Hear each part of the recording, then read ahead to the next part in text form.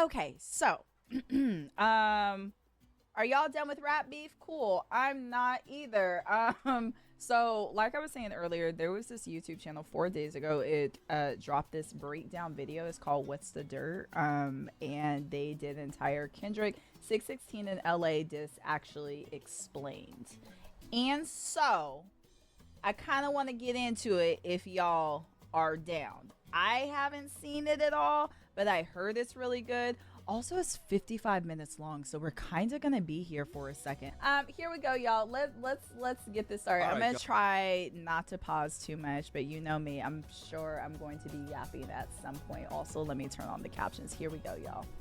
All right, guys, I've been eagerly chipping away at the breakdowns for all the recent diss tracks that we got, and today we're looking at 616 in LA. Now, if you haven't watched my other breakdowns on these records, please make sure to do that, as it should offer some good insight into where we're at in the beef up to this point.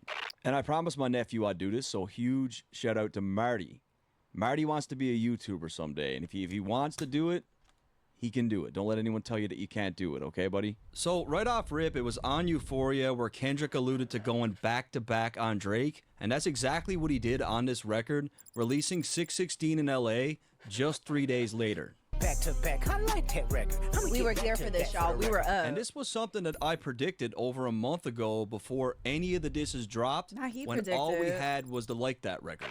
I think Kendrick's going to use Drake's own angle against him, and he'll probably even reference back-to-back while he does it. Damn. So before we even begin, we have to take a close look at the title of the track, as there's several meanings. First and foremost, the one that will jump out to any Drake fan is Kendrick's usage of the timestamp format.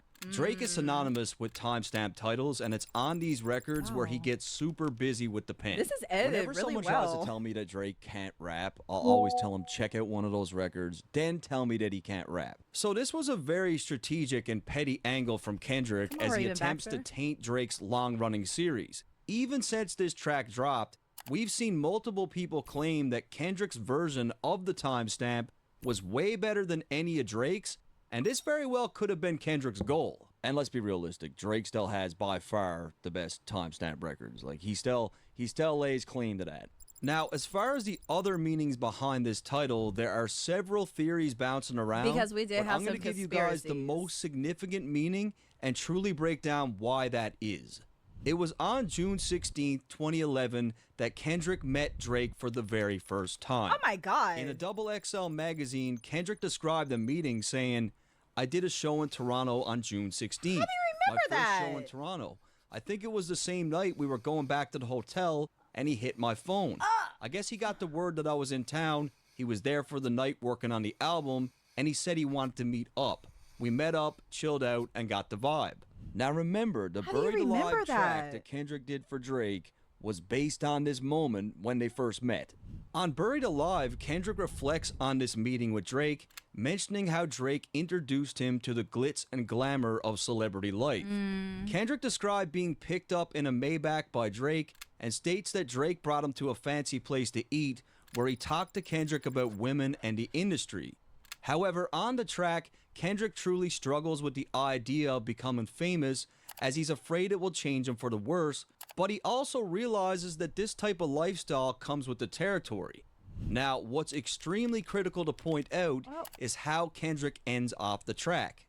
The reason why the highlight was when he said you belong to the people when you outside. So he clearly says that's what he said. Now, who is he? Who's he talking about? So dig a shovel full of money, full of power, full of pussy, full of fame, and bury yourself alive. Then I die. Oh, God. What most people fail to realize is that these last few lines is not Kendrick speaking to himself, but Drake having a conversation with Kendrick. And this is the part that's really important. When asked by XXL to explain the meaning of why the track ended like this, Kendrick said the following. At the end of the verse, that's him in the conversation. Him telling me that you must accept this lifestyle and it's up to you how far you're going to go with it or how much you're going to let in. I then acknowledge what he's saying when I say, then I died, which leaves it hanging on the audience trying to figure out where I would go with it. Oh, wow. Will I let it taint me or destroy me? Or will I know how to deal with it? So, I mean, it's on this night, June 16th, where Drake is giving Kendrick a pep talk about fame, the industry, how to deal with it. This Buried Alive interlude is important because Drake gives Kendrick a choice. He tells him that fame will come and that it's up to him on how he deals with it. But the thing is, Kendrick wasn't the only person who needed to make this choice. This whole thing rings true for Drake as well because Drake had the exact same choice to make, and after Take Care, his fame exploded and he was completely consumed by it. Drake's lifestyle in 2024 isn't that much different from the lifestyle that he showed Kendrick back in 2011. Drake is still living that same old rapper's life, it's just on a far bigger scale. Now, in the case of Kendrick, he ended off the record making us wonder which way he'd go with it, and today, we now know what choice he made. Unlike Drake, Kendrick did not get buried by the temptations of money, power, pussy, and fame. Both artists took an entirely different route. Oh, wow. And the Buried Alive interlude is important because it acts as a full circle moment. By Kendrick using the date June 16th in the title, Drake knows exactly what he's referring to, and bringing this up 13 years later is extremely powerful. Kendrick proved to have the strength to resist the temptations that Drake warned him about, and Drake himself was weak and couldn't do the same. Now, Do y'all remember the day that you meet people? Because what? I'm still like, what? Who remembers that? Now, remember when we did our breakdown, we were like, oh, 616, it could be. Y'all said it was about OJ. We said it was about Father's Day and like all of these things. Who remembers? I don't remember one single date when I have met one person in my life.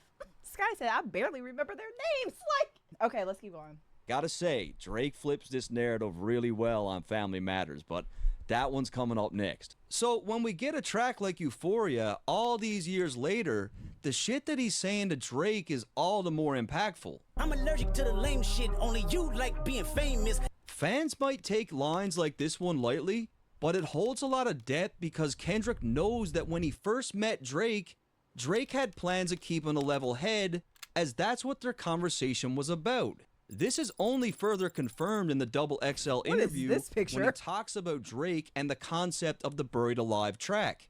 I felt like he was in a space now where vanity's everywhere, and he had his hands on every bit of it, and he's trying to escape that. But what's clear today is Drake lost this fight. I mean, he didn't escape it at all. It's a 2004 Acura TSX. It's a nice first car for like a teenager, I guess, as opposed to a Mercedes or BMW. I think that's pretentious, personally. Not And pretentious. this is exactly why Kendrick Not this uses footage from June the inn. 16th in the title and why it's so significant. It's by far the most significant use of the title. 616, the day that they first met, the first collaboration they did, Drake's sophomore album, an entire record was made about that moment. Now we're 13 years later, and it's coming up again. That's and like I said, insane. Drake knew exactly what he was doing with this title, because just days after 616 in LA dropped, Drake posted a Buried Alive Part 2 parody song where he mocks Kendrick and flips the narrative again. If you in a pine box, it's how you felt in 2011 while we wasting time. Dreams come true, Crody, this is where you die.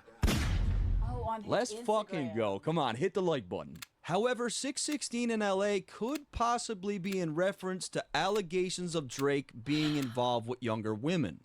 As you guys know, Drake goes by the Six God, and 16-year-old girls for him might just be prime real estate. That is the allegations. Allegations. Now, this is only further supported when we look at a young woman by the name of Bella Harris.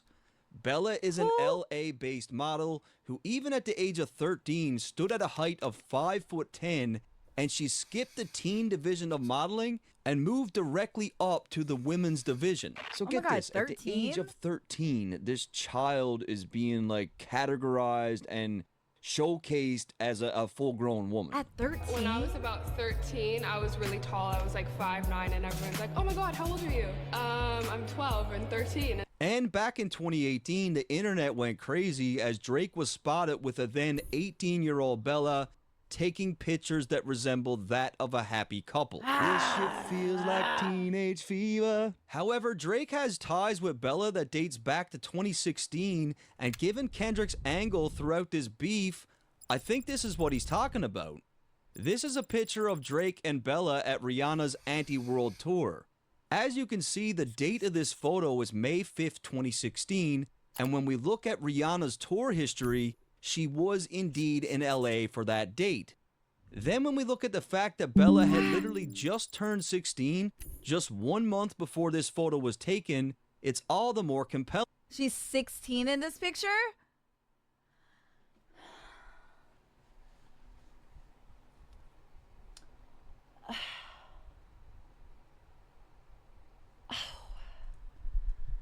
Oh my God.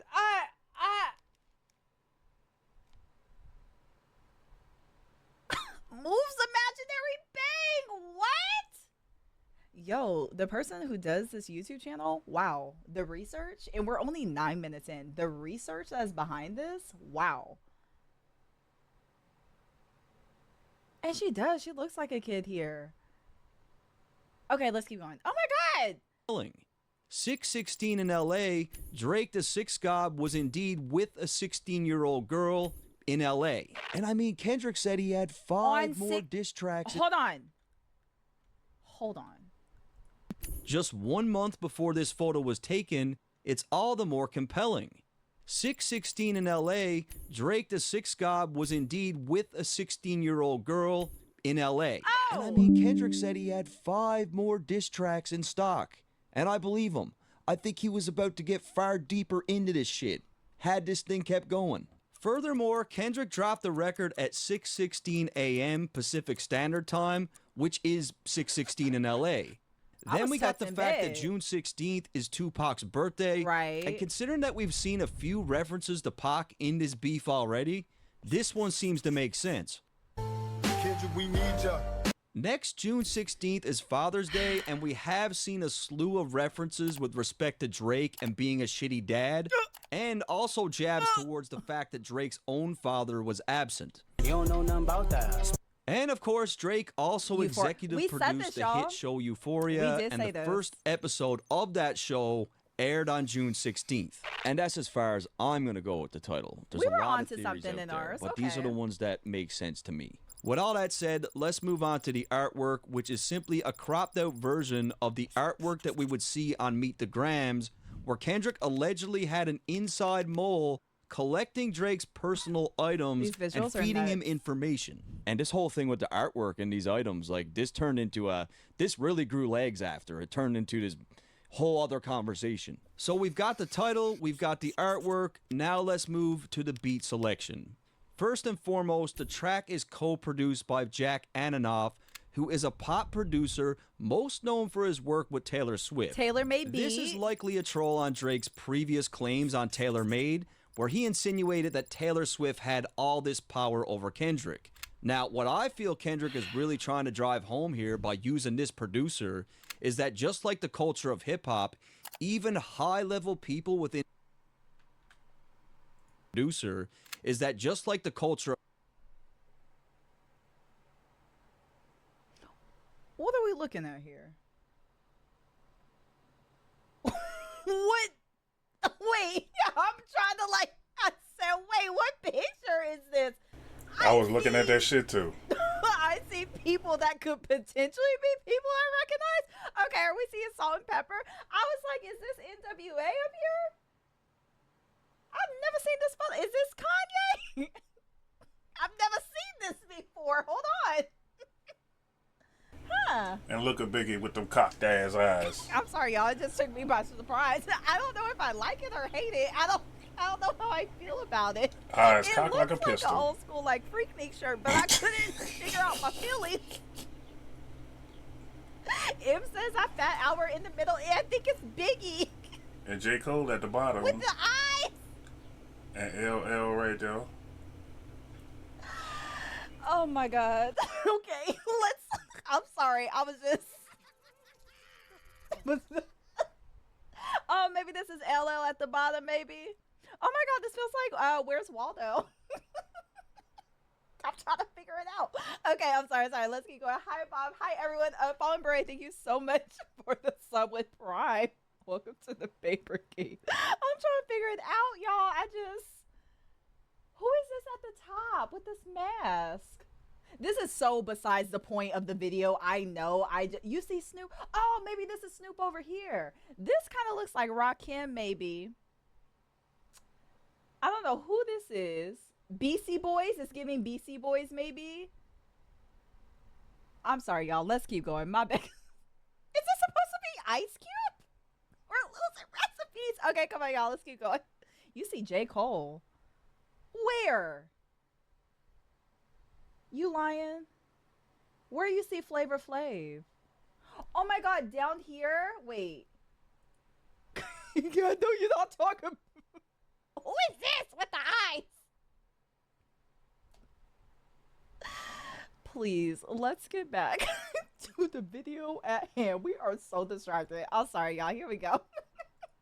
Of hip hop, even high-level people within the industry Okay. itself do not like Drake and are more than happy to help bring him down. Damn. I think Kendrick's just leaning into it. Like, yeah, I am friends with Taylor, and she's co-signing his diss. She doesn't like you. Her producer doesn't like you. Nobody likes you. Like, this is a tailor-made diss for you. The instrumental samples Al Green's song "What a Wonderful Thing Love Al Green Is," needs to clear and this Drake's song. Uncle Teeny Hodges is credited as playing guitar on that record. That's nuts. However, what makes it even more impressive is the fact that Kendrick sampled Teddy Pendergrass on Euphoria, and now he's sampling Al Green, and they both had an album together called Back to Back Hits, feeding We saw even more this. into We Kendrick's saw this. claims Hi, that Aaron. he was going back to back on Drake. And people say that Kendrick fans are reaching all the time, but this is clearly thought out. I mean, these records were very, very well planned. Is he from Canada? With all that said, we can now finally get into the lyrics of the song. Yeah, what was this intro? Actually, I'm just kidding. No lyrics yet, because did you hear that noise? Like, what in the fuck is that? People were claiming that this sound was from the V12 light. Okay, now with some of this, like you have me, and then other stuff, it's like, come on, this ain't the lipo machine. The lipo machine. Give him a chance. Give him a chance. Let him break it down. Do you think Kendrick like has people go on social media for him or whatever, and like sees all these conspiracy theories and is like, all right, sure, you know, yeah, if y'all think so, Tinfoil if hat. that's what y'all think, cause what? I'm with the No, shits. Suction machine, which was something that Kendrick referenced on Euphoria, but when you really listen to that machine in action, it doesn't sound like this at all. Okay.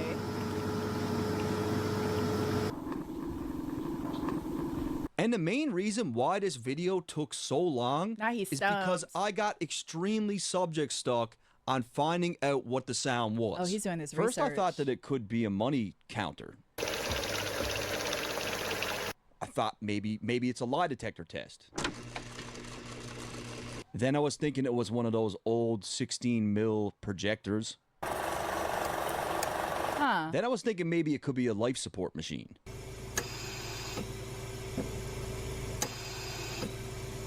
I was manipulating an equalizer, changing the pitch, adding plugins, still couldn't narrow it down. Oh, wow. And if it wasn't for my girlfriend, I would probably still be doing it right now because she had to tell me, look, Matt, it's time to move on. It drove me crazy because there's no way that Kendrick's Stress. looping that sound for as long as he did. He was stressed. And it means nothing. Like, it means something.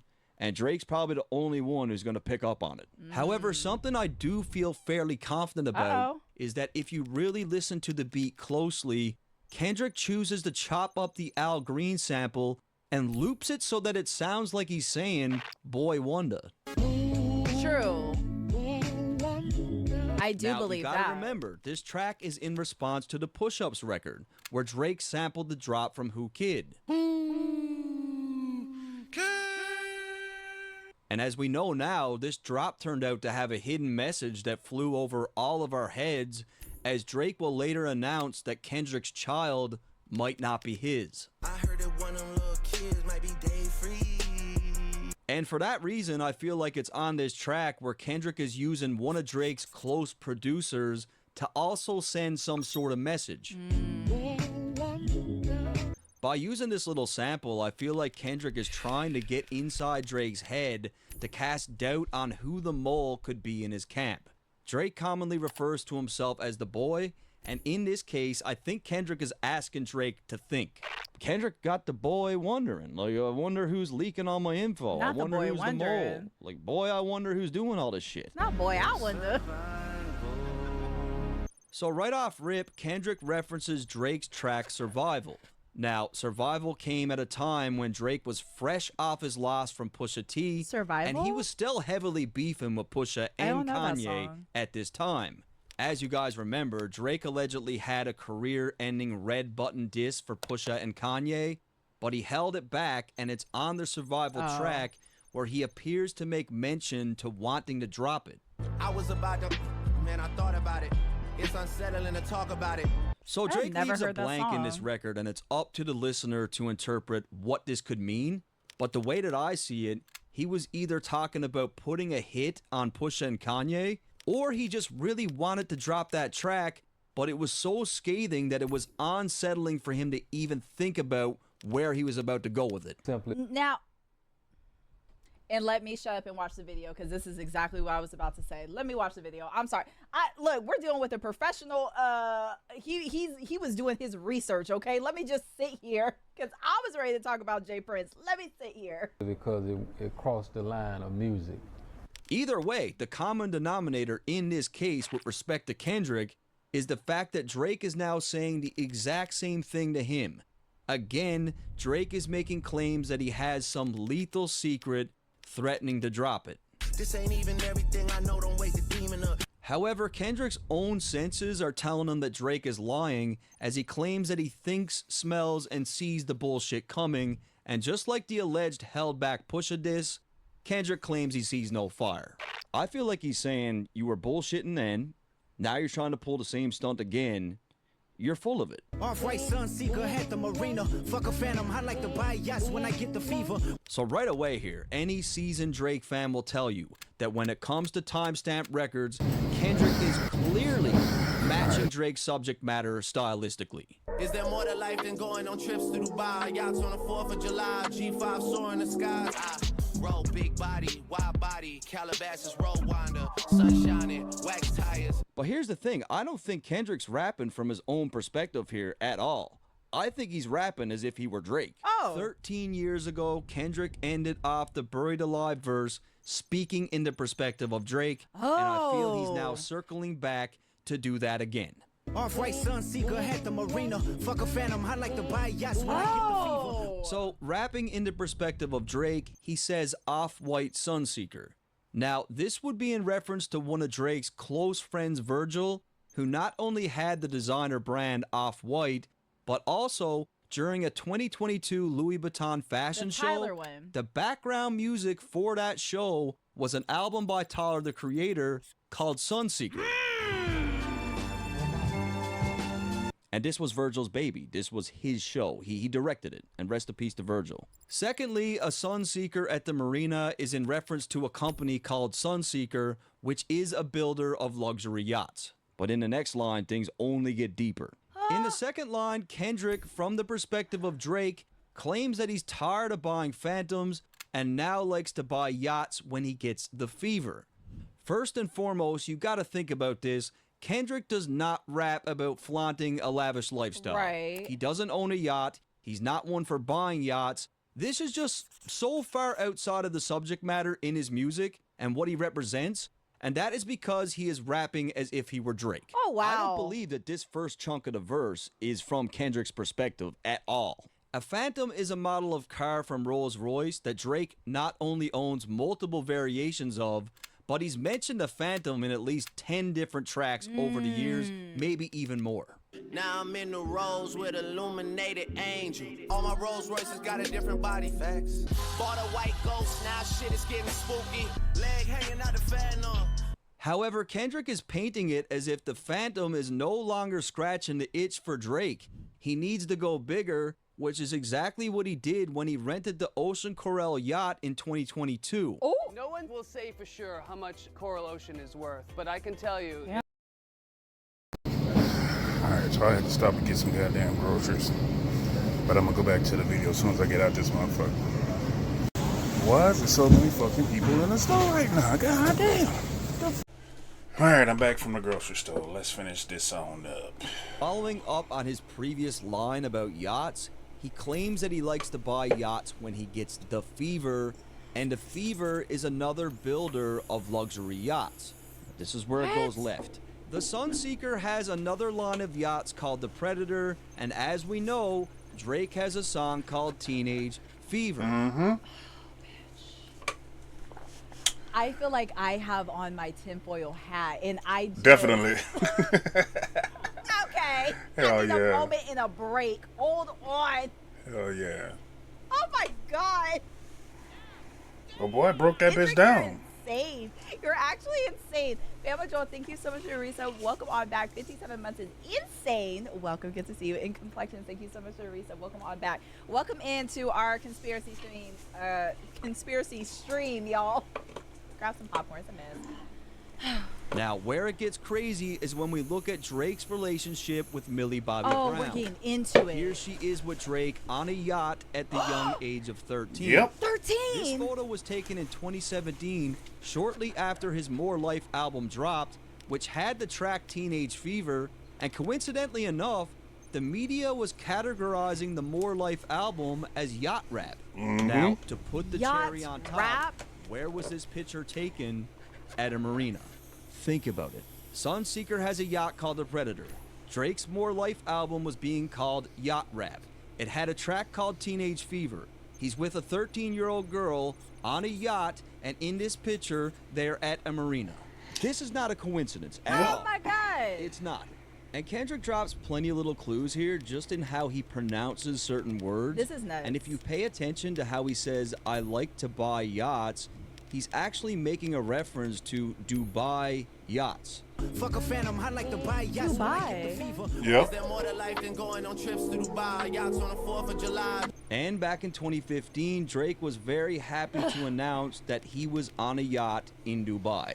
And if you're familiar with Kendrick's catalog, you'll know that he does shit like this a lot in his writing. Wine cooler spill on my white t-shirt, the sightseer. So again, Kendrick is rapping as if he were Drake. Not only does Kendrick hardly ever drink, but when he does drink, it's exclusively wine. Oh. Yeah, I drink a little bit. Oh. What's your preferred beverage? Just wine. Like Jesus. What about, have you ever? Not Now, wine like there's a Jesus. huge difference in wine and wine coolers. True. Most men do not drink wine coolers. I'm talking about fruity drinks Why with not? soda and tons of sugar. Y'all too good for a wine cooler? Kendrick Hell uses yeah. little Listen out. keywords like this to let the listener know that this is not his life we're talking about. Kendrick's not drinking wine coolers, guys. Drake is the guy We all that going for a loves wine wine cooler? coolers. That's pretty much all he drinks. And what's even more interesting is how wine coolers became his beverage of choice in the first place. Were you drinking white wine spritzer? I was. That's my drink of choice. It's Oh, basically my mother wow. had a friend who I was always sort of like infatuated with. We used to go to her house and be poolside, and she used to like fill up a white wine spritzer, and she would like He sounds so casually different, slide it and wow. leave it there, and then she'd just show up with another one, and I always felt like she was trying to send me a message. Can we say predator, ladies and gentlemen? Predator behavior.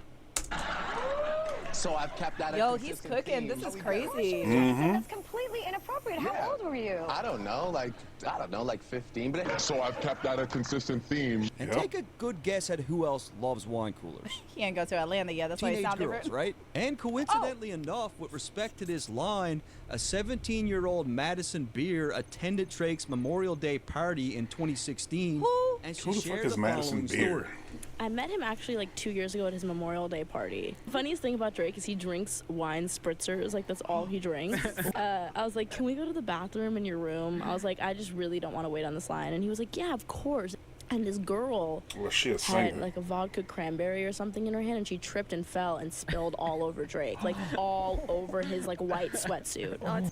At this point in time, Madison had just turned 17 2 months prior, and this only acts as further proof that Drake seems to allow much younger girls at his parties. Madison claims that Drake loves wine coolers, and then states that someone spilt the drink all over his white outfit. Kendrick seems to have been gathering this information about Drake for Not- a very long time, and on this track, Not haha. That's interesting. That's nuts. have been gathering this information. That's nuts. These edits are fire. I'm gonna have to subscribe to the channel. I absolutely am. This is insane. This is insane. This is also right up my alley. You know how I tell y'all I like the Dissect podcast? This is giving that, but messier. I'm very much into that. I will be subscribing. About Drake for a very long time, and on this track, I feel like he's sending subtle reminders that most of us wouldn't catch. Fun fact though, his house that he has a bathtub that is literally the size of this room. And it's gigantic and so dope. I was like sitting in it. I was like, can I just lay here and like chill? I even found some footage of this exact Drake Memorial Day party where you can tell that the women in attendance, to me, don't really look like all women. of them. Oh my god! Come on, guys. Like, I'm a fair man, but like, I'm not even assuming here. Like, these are clearly teenagers, right? Oh my god! And when he talks about wine coolers, he's talking about shit like this. Following up on the previous line, Kendrick writes for Drake by calling himself a sightseer, which is exactly what Drake was doing in 2022 when he rented that $50 million yacht. Here he is in St. Bart's at a New Year's Eve yacht party, and what we can easily conclude about this party is that teenage girls were definitely in attendance. Wait a minute, wasn't that the old boy Anthony right there, Anthony Fontano, that everybody motherfucking hate? Or is that him? Damn sure look like him. Or is that fucking OVO 40? That's probably who that is. Conclude about this party is that teenage girls were definitely in attendance because there's clear evidence of this happening. Big ass St. change. Bart's on Monday. Basically, it was an after party that we got invited to. It was on the Vava. So many cool people there. We talked with Drake for a little bit. This girl was born on February 5th, 2004, which would mean she was only 17 years old during this yacht party. I was just in St. Bart's with Drake on that 150 seat. How old is Central C? And I think that Kendrick knows something about these parties. I do. Trifecta, money, morals, and culture. That's my leisure. In the second line, Kendrick says trifecta, money, morals, and culture, that's my leisure. And again, this has nothing to do with Kendrick as he continues to rap as Drake here. First off, the definition of a trifecta pertains to gambling on horses, where to win, you need to guess the 3 winning horses in order. That means that in the case of this line, money would come first, morals would come second, and culture will be last. This is how we can easily rule Kendrick's own perspective out, as money is definitely not his first priority. Wow. Again, it's little things like this where it's clear to me that he's not rapping from his own perspective here. Really, money really don't make me. I'm learning that now. Not this background music. Not really my sad ass music. My peace of mind having money. In the case of the line as it pertains to Drake, money is seemingly at the forefront of everything that he does. He's willing to put aside morals and culture to get it. This explains why morals and culture come in second and third place within the trifecta. At the end of the day, those two things will never really matter for Drake, as money will always dictate his every move regardless. Wow. So I mean, when we look at a trifecta by definition, like what it means, the line makes literally no sense pertaining to Kendrick. My visa, passport tatted, that's your hub in Ibiza. Once again, I'm not sure how this would ever pertain to Kendrick, as he never raps about shit like this, and there's no documented proof that he has ever been to Ibiza. Not only that, Ibiza is known as the party capital of Europe, which doesn't really seem to be a place that fits into his lifestyle. Not doing food. When we look at how Kendrick structured and set up this first verse, it only makes sense from Drake's perspective, as he was in Ibiza on that exact same yacht. Oh and my Drake has referenced Ibiza in his music many, many times. Grab my Lisa, bring her to Ibiza. Killing Ibiza, so what? She took dick in Ibiza. We went to Ibiza. And this whole infatuation with Ibiza, for Drake, this is new. He never talked about it before in his music. It's only these recent years where he's been bringing it up a lot. It's almost like Ibiza has become Drake's new favorite hub. And if you listen to how Kendrick enunciates this line, that's exactly what he says. That's your hub in Ibiza, your hub in Ibiza. And I don't know why Drake loves Ibiza so much, but maybe Kendrick does. And again, in very recent times, Drake referenced a tatted passport in his music. My visa, passport tatted. I tatted your passport up. So this all ties and flows perfectly together in reference to Drake and how he lives his life. And given the fact that Kendrick rapped from Drake's perspective on Buried Alive, And this track is called 616 in LA, which was the date that they first met and the concept of that record. Kendrick is doing the same here. This is and the nuts. concept of the Buried Alive track is just as important for Family Matters, which we are doing next. Luke Cali's dwellings in Brooklyn just to book me some pizza. Kendrick continues to replicate the subject matter that Drake showcases on these timestamp records. If you heard Drake say a line like this straight from his mouth, you wouldn't second guess it, as it fits perfectly into the style of his pen. Eating like I'm seated at Swiss Soto and Yoso's. Catering is from Giorgio Bardi, Robin's favorite. He nailed it. It is bang on how Drake raps on these tracks. Bang on. Luke Cali's dwellings in Brooklyn just to book me some pizza. It's just the way he enunciates shit is very cryptic. Like, he doesn't even say pizza. He says pizza. Just to book me some pizza. And book me some pizza is weird too. Like, there's shit in here that Drake is only gonna get. And on Euphoria, remember, Kendrick said that he hates the way that Drake sneak disses people. I hate the way that you sneak this. If I catch flight, it's gonna be that rip. And what Kendrick means by that is Drake will diss someone and only his intended target will pick up on it. And due to the fact that Kendrick is mirroring his style and writing from Drake's perspective on a timestamp titled record, this first verse is riddled with shots at Drake that only he understands. And that's Yep. Kendrick! Drop another diss track and my life is yours! Whatever, I be getting my entire life with this. Oh, this is something. This is... I just need moments to breathe because, my God, he's good. This guy right here, oh, he's good. Hi, Lena, good to see you. Welcome. Let me rewind a little bit. Hold on. Verse is riddled with shots at Drake that only he understands. And that's why the beginning of this record doesn't even sound like a diss, because he's writing in the style of Drake. There's no clear shots to us, but he's dissing Drake the way that Drake disses. And because Drake has been at this pizzeria in Brooklyn before, this is just another clue that Kendrick has given us that he's writing this verse from Drake's perspective. God, my confession is yours. And now we get to the point where I feel Kendrick does indeed switch perspectives back to himself, as it's at this moment where he starts to sing. And when you think about Drake's timestamp records, he doesn't really sing on those tracks at all. God, my confession is yours. Now, I saw that people tried to paint this line as if Kendrick was conflicted on whether or not he should go to war with Drake. That's what I thought. But honestly, Kendrick has wanted this battle with Drake for a very long time. But who am I if I don't go to war? I don't think he's conflicted about the war itself, but he knows where he's about to go with this thing, and he's more or less confessing to God before he even puts his plan into action. Kendrick knows he's about to go on attack, likely committing multiple sins, which will need forgiveness from God. If you pay attention to the way he delivers these lyrics, he's deliberately singing in a very ugly, offbeat, non-sonically pleasing way. God, my confession. This singing style reflects Kendrick's internal chaos. He's holding some guilt as a dark side of him is about to emerge. It's like he's saying, like, I'm sorry, God, like ahead of time, I'm sorry, but I gotta do this. There's opportunity when living with loss. I discover myself would not fall short. Some people thought that this meant Kendrick was worried about losing to Drake, and if he did, he'd learn something from it. But I don't think Kendrick even considered the possibility of losing this battle. Hell no. I mean, let's be real here. He had this whole thing mapped out. I believe outfit. even at this point, he knew he had a winning strategy. Like, he knew he was going to win this thing. I feel that Kendrick knows that he's about to unleash a beast that we haven't seen before, and he's hinting at an internal struggle.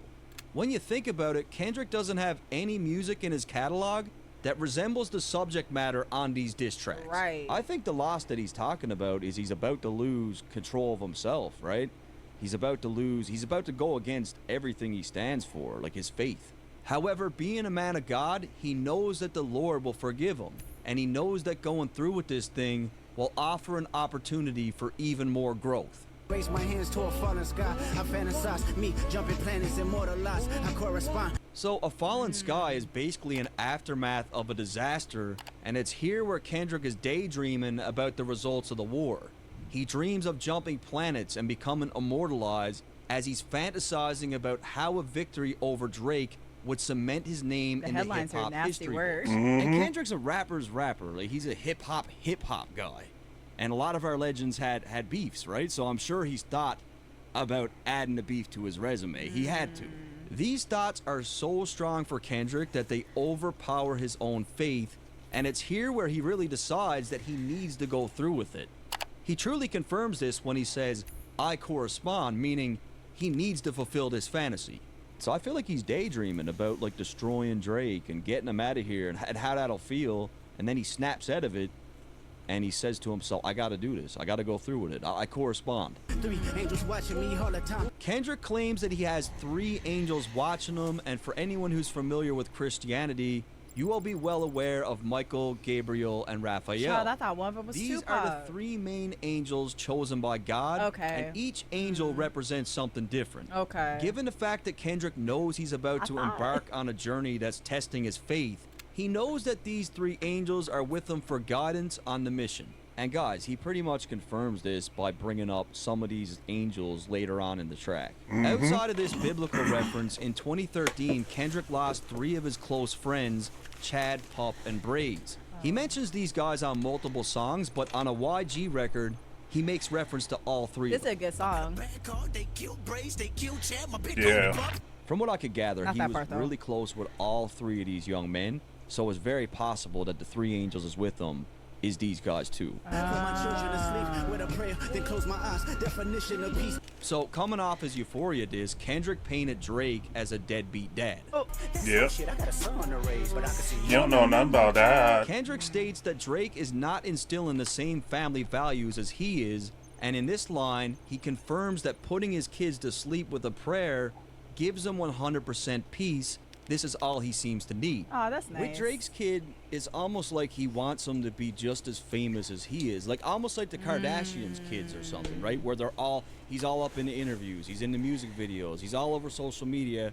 Whereas Kendrick, you know, you're hard pressed to find even a photo of his kids. Yeah, Drake seemed to be using Adonis as a damn prop around this motherfucker, especially after Kendrick went to calling him out about being a deadbeat dad and shit. All of a sudden, goddamn, he done flew Adonis in from France around this motherfucker, and he got him all in every goddamn video and all that shit. It's just 2 different parenting styles, we could say at a minimum. Tell me who gon' stop me. I come from love. Kendrick makes a reference to himself as he moves with love, strong morals, and integrity, and by living this way, he feels unstoppable. In contrast, as we heard on Euphoria, he doesn't feel like Drake has the same values at all. So, in Kendrick's mind, this is like a battle of Kendrick good has versus kids, evil. right? Exactly. Right. So, Kendrick refers to someone by the name of Estelle. Yeah, he Now, has to. it's not 100% confirmed, but this appears to be his grandmother, and when claiming that she covers his heart, he's alluding to her offering him protection. And I really tried to confirm who she is in relation to Kendrick. I went through his family tree. Not or I the family tried to. tree.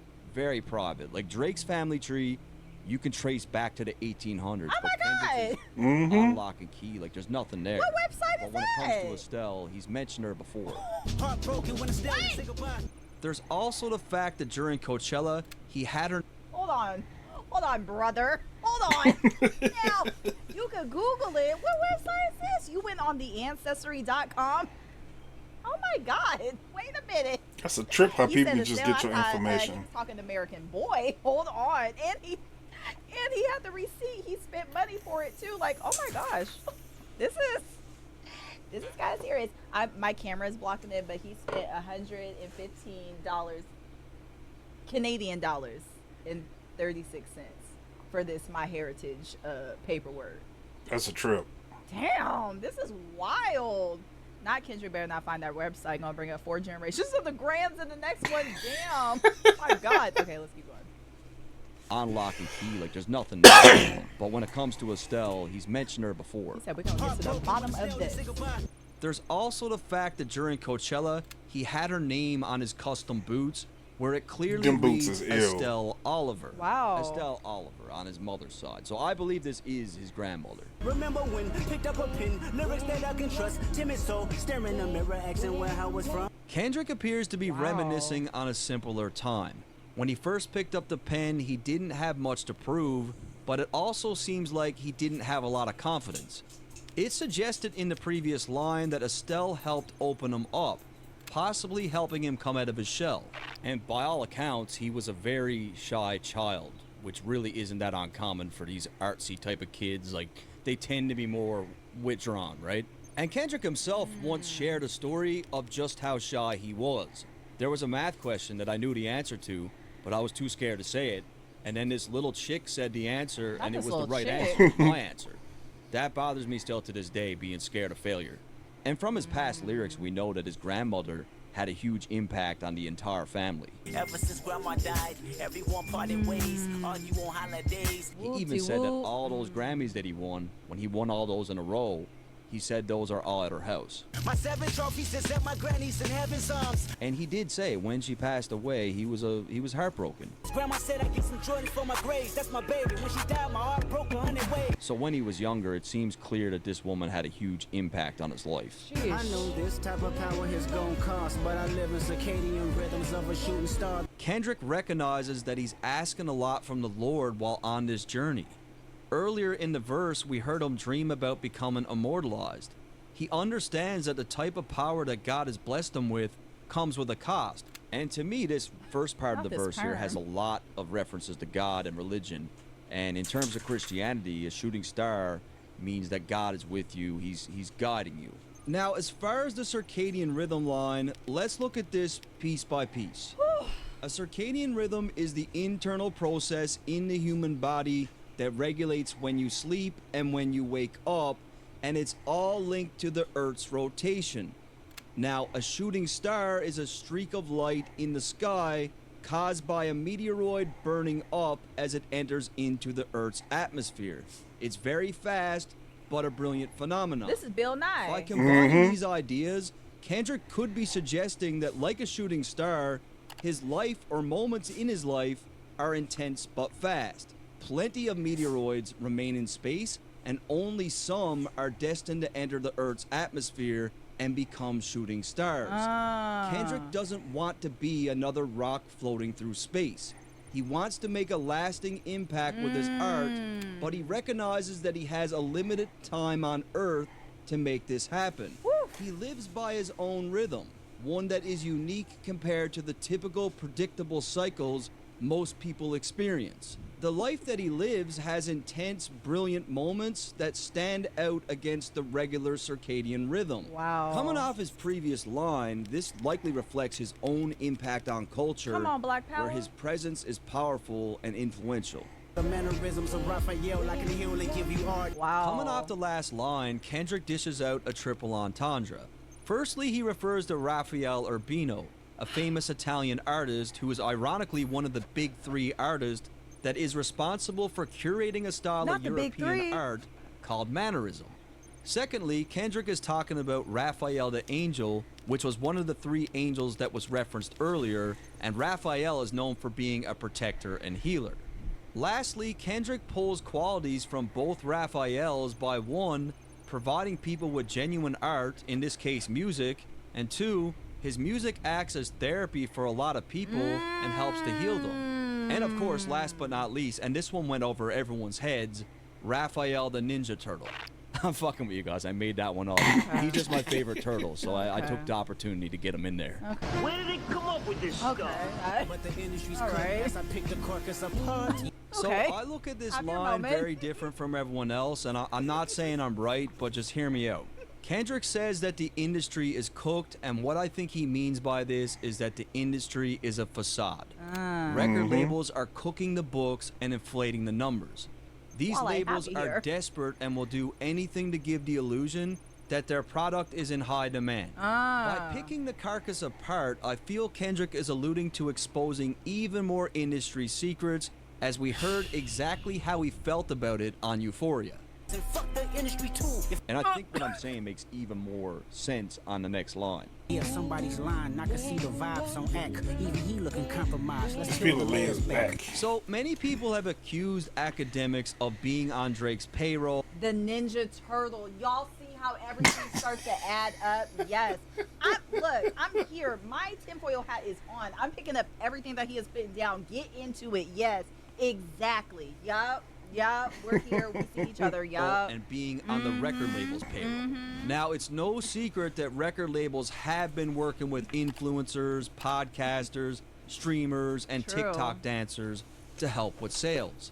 However, it's even beyond sales because some of these guys like Aiden Ross and Kai Cenat seriously have the power to shape how an artist is perceived. True. Drake is UMG's golden boy, and I feel like Kendrick is insinuating that much like how they cook the books for their artist, the industry is crooked and manipulative, and they'll throw as many resources at this thing as possible to protect Drake's name. Let's peel the layers back. It's here where Kendrick appears to be threatening to expose more of these secrets as he plans to peel the layers back, which is something that Pusha said to Drake during their beef. We just gonna peel it back layer by By layer. layer. Now, Yep. I've been watching Academics from the very beginning, and he's a well-documented Drake super fan. I think he just Not loves superfan. Drake. It's his favorite artist. Man, Academics is Drake's #1 glizzy gobbler around this motherfucker. He got Drake dick deep in his goddamn throat. I don't think he's paid off or anything. I just think he's a massive Drake fan. Ain't no brownie points with beating your chest, harassing ant. Fucking with good people make good people go to bed. Kendrick makes reference to Drake's trolling antics from earlier on in the beef. Shortly after dropping the Push-Ups track, Drake decided to antagonize Kendrick's manager Ant by posting 2 pictures. Kendrick continues to paint Drake as the bad guy and bully in the situation by insinuating that Drake is picking easy targets. Ant is not a rapper and isn't known for causing issues with anyone, and because Kendrick is close with Ant, he's a good person to defend him. And remember on Euphoria, Kendrick said that he would inherit the beef for Pharrell, who, by all accounts, I believe is a pretty good dude. Conspiracies about Cash Dog, that's not even the leak.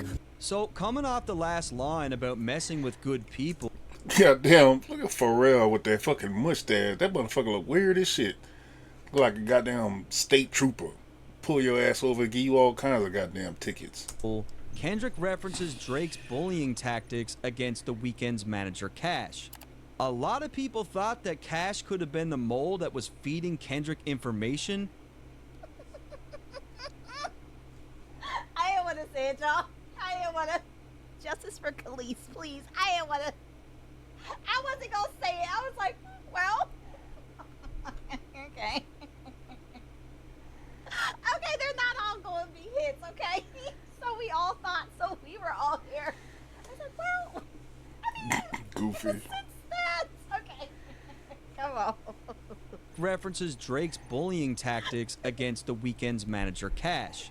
A lot of people thought that Cash could have been the mole that was feeding Kendrick information, but he confirms here that this is not the source of the leak. But I think the line actually works in another way also. Conspiracies about Cash Dog also perfectly ties into Drake's claims about Kendrick and Top Dog, where Drake stated on Push-Ups that the label was extorting Kendrick and taking 50% of the profit. Find the jewels like Cash Dog, I just need you to think. Kendrick really starts to play with Drake's head as he's asking Drake to think a little bit harder about who the Just mole think, could be. Drizzy.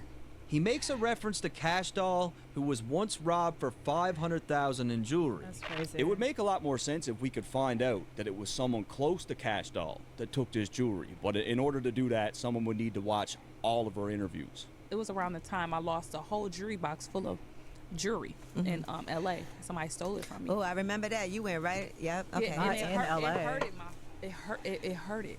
Because It hurted. somebody took it. Yeah, somebody took stole it. So that's somebody you trusted. Yeah. But it's not just about the items too, right? It's also about the people that you have around you. Because that's also a warning call. So Kendrick has clearly been paying attention, and the fact that it was someone inner circle that had a hand in taking his jewelry, that's crazy. This line just gained even more depth. Find the jewels like Cash Dog, I just need you to think. Oh, wow. Tough line, man. You gotta say, it is. Now, I don't want to feed too much That shit into this there. Ebony Prince character. Now, That shit there.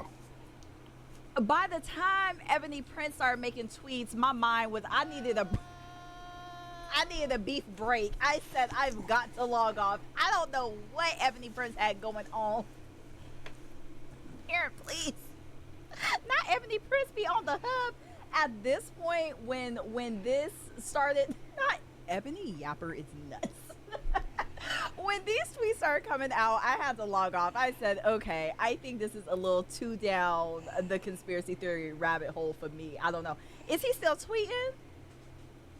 I hate how it ended. I don't know what was going to happen, but he was blocked and shut down. Oh, really? Really? Because I still keep seeing like a tweets. Batman villain. I could not keep up, y'all. Ebony Yapper is nuts. I may. Okay, let's keep going.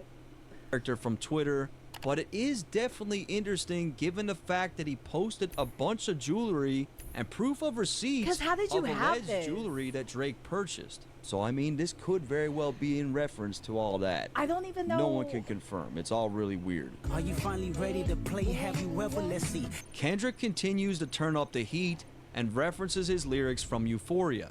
Have you ever played? Have you ever? Okay, nigga, let's play. Now he really starts to mess with Drake's head. Have you ever thought that OVO is Working for me? Kendrick cleverly attempts to Nasty make word. Drake question Nasty all word. those around him by suggesting that someone close to him is not really on his side. Nasty Fake word. bully, I hate bullies. You must be a terrible person. Everyone inside your team is whispering that you deserve it. So pretty self-explanatory. Kendrick continues to paint Drake as the bad guy and implies that even his own team are preying on his downfall, claiming that he deserves everything that's coming. This one is just gonna resurface. Kendrick references Drake's #1 smash, Tootsie Slide. Terrible song. This was a track that had everyone dancing during the summer of 2020, Did not which is enjoy. something that Drake is really good at doing. Like, Now, Tootsie Slide I did conveniently not like dropped it. just 3 months after a video surfaced of Drake where he's kissing a 17-year-old girl on Oh. stage. this video The clip dropped took the after the. internet by storm as Drake already had a past that raised a lot of eyebrows, and it was just 5 months before that where Drake paid $350K to a SA case, which was something that Kendrick referenced on Euphoria. Oh. Have you ever paid 500,000 like to an open case? These were big stories at the time. Like, a lot of people talked about this shit. It was not a good look for Drake, so he drops this massive hit. And of course, Where that have helps I deaden the noise, been? right? However, when it comes to this beef, Kendrick seems to be saying that even if Drake pumps out another big hit, the damage that he's about to inflict in this war will never be forgotten. No Oh, matter what God. Drake says or does, he's not going to get away from what Kendrick's about to do. I mean, this is probably true. Not Like Us was a #1 record. Look what he was saying on there. Like, Drake couldn't even get away from the Ghostwriter shit. Like, this new stuff's pretty heavy. Like, it's gonna be hard to shake. It was fun until you start to put money in the streets. They lost money because they came back with no receipts. Kendrick insinuates that Drake is paying people to find dirt on him. Now, Kendrick, who lives a very low-key and private life, claims that Drake wasted his money since there's no dirt to be found. And it's also clever because, you know, you can't get your money back from a store without the receipt. I'm sorry that I live a boring life. I love peace, but war ready if the world is ready to see him bleed. Kendrick claims that the world is ready to see him take Drake's head off, and when we think about this beef, it seems like this was really the case. Kanye even said that all the rappers... Y'all know how I feel about Mr. West. You know I used to be president of the Mr. West fan club, child. But the fact that he hopped on the track talking about Kendrick, I got you. Nobody was talking to you. That beat was hitting though. That beat was hitting. Please. Lyrics is garbage, but that beat was hitting. Track out, everyone said, okay. Anyway. Nobody was talking to you. Nobody. Please. This ain't for you. I don't even know what the track was called. That's the only part that I know. Dad, I got you. We are good. We are good. Okay, come on. Let me rewind. I'm sorry. It seems like this was really the case. It's a goofy-ass looking even picture. said that all the rappers were excited to eliminate Drake, and everyone from the casual hip-hop fan to people that didn't even listen to the genre were chiming in to tear Drake down. Yes. I mean, it was at the point where people were hating on Drake and they didn't even know why. Like, they'd be like, I'm a Okay, agreed. Yes, because we actually had this conversation on stream for one of the video. I don't even remember what day it was, but I remember we had this conversation on stream, and I was like, yo, there are a lot of people with a lot of conversation that don't really know the culture like that. I do think that is kind of insane.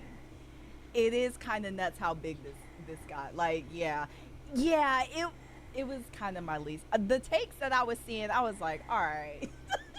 All right, that's nasty takes. Okay, sorry, let's keep going. Come on. fucking metalhead, but fuck Drake. The Elohim KTW. So the word Elohim can actually be found in the scripture of multiple religions. Oh. In Christianity, it can be found in the Old Testament, and in Judaism, it's used in the Hebrew Bible. However, in both religions, it's recognized as a word for God. Kendrick could be using this here as a word of common ground between the two religions to state that regardless of the faith, he is the God. And in the exact same context, he uses this word on Family Ties, which is a record that I always thought was full of shots at Drake. The Elohim, the rebirth. Before you get to the Father, you gotta holler at me first, bitch. Now the KTW thing is cryptic as it gets. Like I cannot figure it out. I look for days and days. None of the theories that I saw make sense to me. I think it's something that only Drake is going to understand. But if one of you guys know, or you think you know, leave it in the comments. It drove me crazy. No, you can't sleep. These images trouble you. Know the wires in your circle should puzzle you. Kendrick continues with the mental gymnastics. He paints Drake as someone that is tossing and turning to figure out who the mole could be in his camp. He does this by referencing a wire in his circle, which is something that rats will wear when gathering information for the Not feds. The Sopranos. And this is going over all of our heads because clearly the line is layered. There's something there. It's very eerie. It's very cryptic. There's something we're missing. If you were street smart, then you would have caught that your entourage is only to hustle you. Kendrick comes in with a bit of a cultural reference here. Drake isn't from the streets, but over the years has surrounded himself with street people. Child. It's not uncommon in hip-hop for a rapper to have an entourage of people who are only around for their own benefit. So Kendrick's saying, like, Drake is so ignorant that he believes that these guys really like him when they're just using him. And Kendrick's a little wiser to it. Like, he's seen this play before. 100 niggas that you got on salary, and 20 of them want you as a casualty. Kendrick makes reference to the people on Drake's payroll. Now, this could be a reference to anything from the people that signed to his label, Not party the at the team party. of writers that he's employed, streamers like Aiden Ross or Kai, his Mob Ties connection with Jay Prince, or any of the other street connections that he may have established over the years. And he's saying 20% of these guys want you out of here. They want you gone. And one of them is actually next to you, and two of them is practically tired of your lifestyle, just don't got the audacity to tell you. Now, I'll be honest, guys. I'm not going to sit here and pretend to know who Kendrick's talking about here. Is it 21 Savage? Is it 40? Is it Not Yachty? 21. Is it Chubbs? Who really knows? It does seem very specific, and Kendrick says this with such conviction, but at the same time, this could also just be a war tactic. I was tripping. What was that a scene from? Kendrick's talking about here. Is it 21 Savage? Is it 40? Is it Yachty? Oh, that is over here. What in the fuck? I was tripping. I said, hello? What? Why Lil Yachty look like Oprah? That's Lil Yachty? Where's this from? That can't be. Oh, bank account? I ain't see it. No. Hello? Oh, Oprah's bank account. I did not see it. I saw that. I said, huh? Listen, Yes, Silent, welcome to indeed. the channel. How are you? We still in here talking about beef. I'm Mhm. music in it. Maybe I have heard the song. I've never, but right past that. Why did he choose this clip for this video? Petty. Medea goes to beef. Bye. Is it Chubbs? Who really knows? It does seem very specific, and Kendrick Why? says this with such conviction, but at the same time, this could also just be a war tactic to get inside Drake's head even further to make him question absolutely anyone that's close to him. It's a crazy angle, but no one knows for sure. who he's talking about. Let me tell you some game, cause I can see you, my little homie. You playing dirty with propaganda, hit blow up on you. Coming off the last line where Kendrick claimed that people close to Drake don't have the heart to tell him the truth, Kendrick claims that he's about to give some advice to Drake as he can see through his dirty propaganda and suggests that it's going to blow up in his face. Oof. This could be in reference to the narratives that Drake has been planting about his failed relationship with Whitney, the 50-50 split rumors with TDE, using streamers like Aiden and Kai to help with public perception, or cooking the numbers. You're playing nerdy with Zach Bia and Twitter. We talked about So this. remember The what I mentioned salamanders. earlier about Kendrick's thoughts on the music industry when it comes to cooking the numbers. Popular influencer Zach Bia hosted an online DJ segment on his I remember that Instagram dude from during TikTok. COVID-19. The show garnered a huge amount of traffic, and he even premiered Drake's hit Tootsie Slide. Wow. It's about to be the hottest song in the world. Song of the summer. No sequence. What Kendrick is trying to get across here is that Drake uses every resource imaginable to manipulate the masses.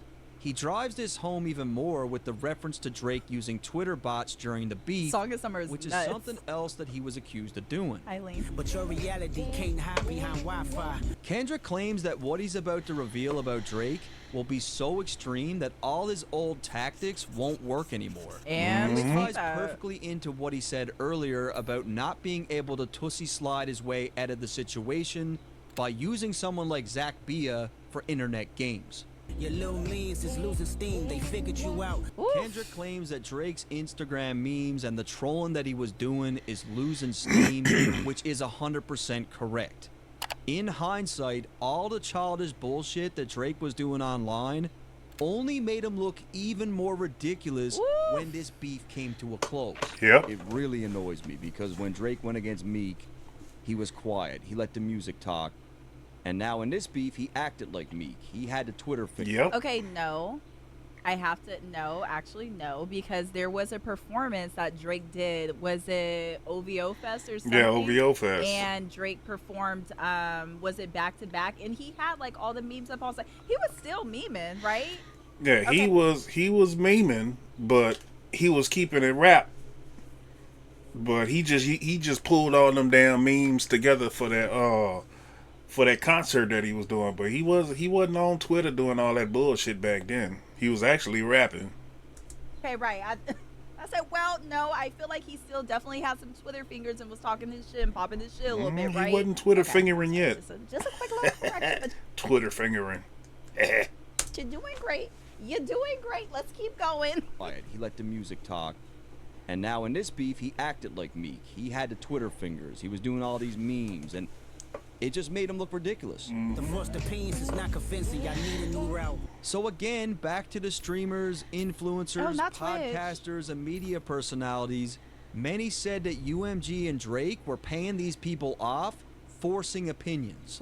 It's a little bit ridiculous. I mean, even people were saying that I was paid off by Drake. Tons of people.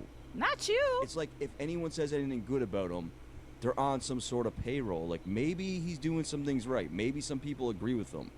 You know what I mean? It's time that you look around on who's around you before you figure that you're not alone. That's what Mike would do. So in the first Mike line, Jackson? Kendrick is advising Drake to take a good look at his team, assess the situation, and start questioning who's really loyal here. He then suggests that Drake is not alone with his OVO team, meaning that someone from outside is always present. I say, ooh. I mean, this whole planting seeds of doubt in Drake's brain about his crew is like a huge angle in the latter part of this record. To end things off, Kendrick tells Drake to think about what Mike would do, which is definitely a reference to Michael Jackson, as he also quotes his song, You're Not Alone. What's even Damn. more interesting is the fact that R. Kelly wrote this record for MJ, and we all know about R. Kelly and what he was into. No, I did not know. Hold on. That's because you're Damn, young. I was not privy to this information right You're here. young. You didn't know. R. Kelly wrote You Are Not Alone? Jesus. He had his pen in a lot of, he was writing a lot of songs back in the day. Wow, that's yikes.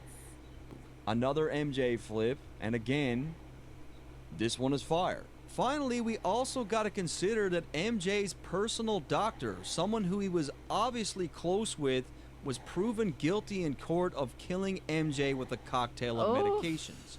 So again, Drake needs to be careful of who's around him because they might just be responsible for his downfall. And I gotta be honest with you guys, this record was Jesse, like MJ's doctor, they're killing me at a time such a... And I had to stop myself because I was going to call it. I said, no, let me just sit here. Oh, you better stop reading my brain. Come on. Just be responsible for his downfall. And I gotta be honest with you guys, this record was extremely difficult to break down. I bet it was. Very cryptic. It's written is mind-boggling. I know I missed a lot of shit because I know there's a lot of stuff in here that Drake is only gonna get and no one else will. But in saying that, we got Family Matters coming up next, and that's an amazing record, and I feel like it got overshadowed. I feel like a lot of stuff got missed, and I'm really, really excited to break down Family Matters. Fresh out the club on my way back to the mansion. You know. Okay, but I'm not gonna hold you though. That was ill. I can't wait for them. I can't wait for Family Matters. That's gonna be an ill breakdown. Even though he wasn't as lyrical as damn Kendrick, he still handled his business on that motherfucker. That was a dope breakdown though. Peace.